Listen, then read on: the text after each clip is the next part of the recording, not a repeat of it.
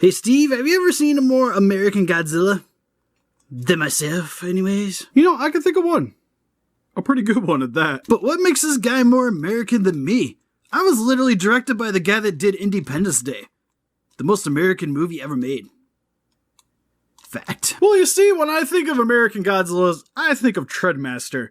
And Treadmasters, well, bad example, but they were green, and we got him right here. He's back, baby. Then just look at his spikes, like, this is as American as it gets. But I got spiky protrusions too, like, that doesn't make me Godzilla? Well, yeah, I guess, but you're an iguana, dude. An iguana. Radioactive dinosaur. Iguana. Different bases, you know? I'll show you a different base. Yeah. Oh, God, my eye. Hey, Rangers, welcome to Super Report Reviews. My name is Steve. Today we're going over the X Plus Garage Toys PX Preview exclusive Godzilla 1999 version 2, or you may also know as Godzilla 2000 Millennium. This is the second version of the guy that we are getting in the 30 centimeter line, with the original being a more stagnant pose, and the one I passed up on in order to get this guy. Which, if you guys are interested in picking up this guy after the review, there'll be a link down in the description below. But yeah, so for the main reason I picked up this one is because 2000 is one of my most favorite suits, or the 99. You'll probably hear me call him 2000 throughout this review, just because I'm used to the stateside naming anyways. But this guy is one of the more unique Godzillas too, because he was the first design to be more, I guess, 90s style with spikes and protruding things like Spawn and most everything else that came out during that era. Yeah, he was kind of late to the party, but he's also probably the most American-ish looking Godzilla because he's actually more green and has like purple spines. So he was, at the time, the biggest contrast we had to any of the other Godzilla designs. Until, I guess 98, technically. But, Japanese, yeah. My wife actually ordered this because it's her favorite suit. So she definitely wanted to get this guy. So anyways, without further ado, for his packaging, pretty contrasting with a lot of the other, at least the Diamond Distributed X Plus boxes, where you can see him very nicely on the front, but he's like almost doing a pose. I don't know, it's just kind of weird. Like they even have like the version 2 here on the bottom, kind of like in that 80s style. Like, I don't know, it's weird looking to me. But it's sort of similar, I guess, but it's just, I don't know, it stands out a lot. Then this, a pretty big box for being an X Plus. But for the rest of it, is mainly your just standard cardboard with some Lego mumbo jumbo on the back.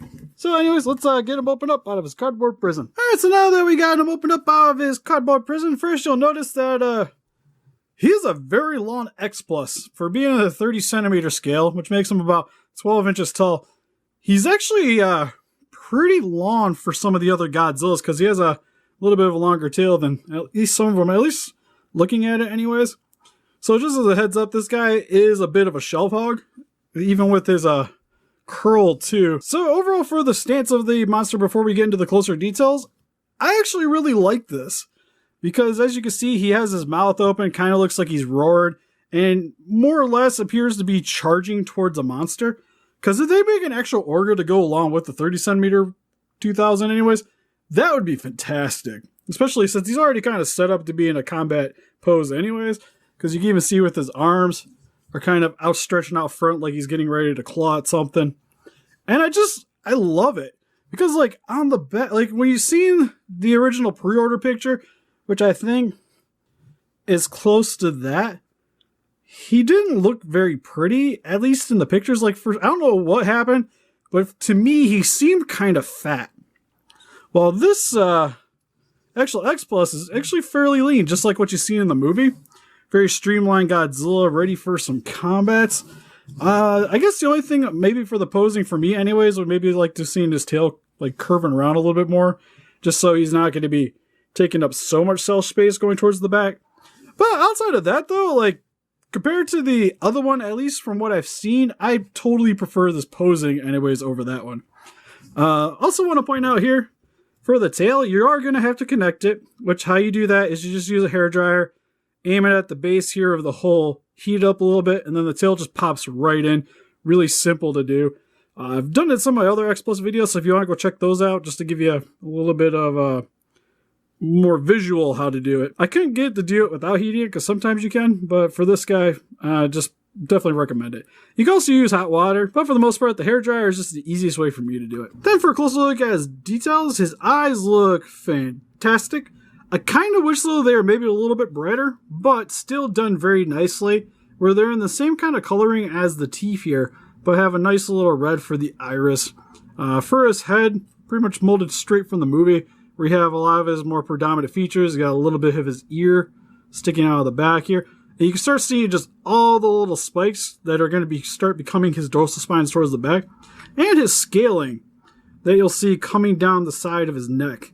And then for his teeth are all individually sculpted, which, God, those things almost look real. Like, in terms of teeth, this has easily got to be one of the best looking X Pluses in my collection. Just in terms of just the mouth sculpt right here. Because even like the roof of the mouth is done very nicely. You got his tongue there too, done in a very fleshy pink red coloring. But just those teeth, like they even got like the appropriate fading on them. Like, it looks so good. Just that head sculpt in general, one of my favorites, easily. And then moving down to his neck, you can start seeing where it kind of folds in more, I guess, sort of lizardish, with some more of his scale starting to spike up here as well.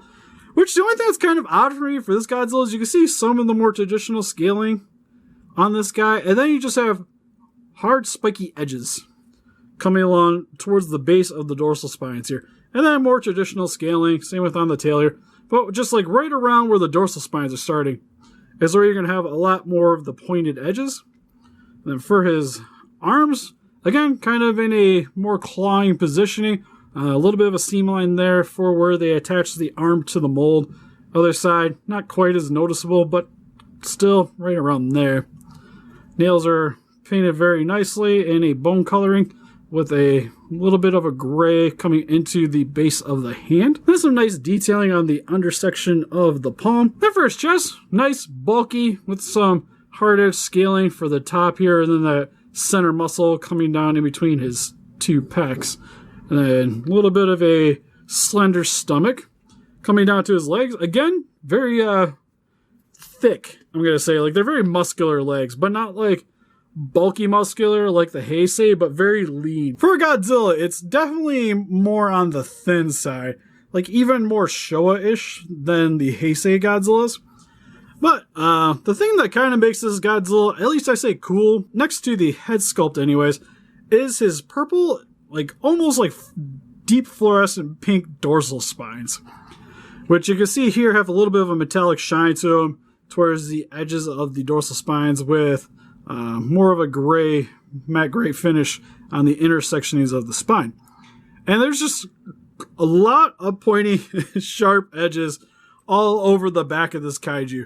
And it's just a very contrasting look to the more softed, rounded edges they've gotten with literally every other Godzilla. Like maybe the 54, 55 had a little bit more, I guess, harder edges to some of the dorsal spines.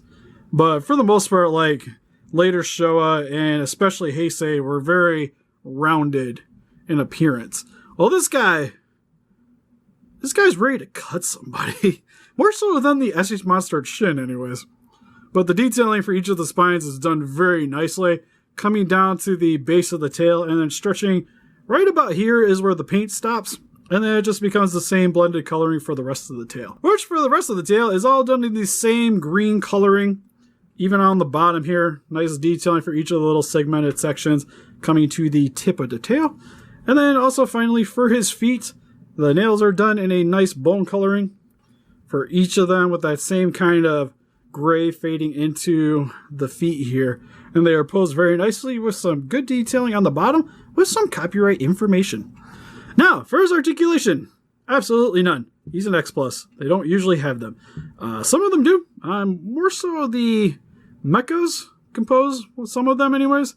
But for pretty much all the Godzillas, at least that I know of, outside of Rick Boys anyways, they're all pretty well stationary figures. And for some quick comparisons, here we have the 30cm Godzilla 1999 compared next to some large Monster Series X Plus figures in the 25cm scale with Ghidorah and Burning Godzilla. And here is next to some other 30cm X Plus figures with the 1984 Godzilla, or 1985, whatever you want to call him, and the 1955 Godzilla, or as you may know as Gigantus the Fire Monster. And here's some large Bandai vinyls of Galacton from Ultraman Orb and Kaiser Ghidorah from Rebirth of Mothra 3. And here is some Marmot Godzilla 99 figures with the Marmot Godzilla 99 and the, I believe he was a G-Fest exclusive, the glow-in-the-dark Orga. And here is some more standard size action figures with the NECA Reactor Godzilla and the SC Monster Spitfire 2014. So overall with the X Plus Godzilla 1999, this figure is super awesome. His detailing is great. I love the dorsal spines on him. Pretty much all the little minute details on this guy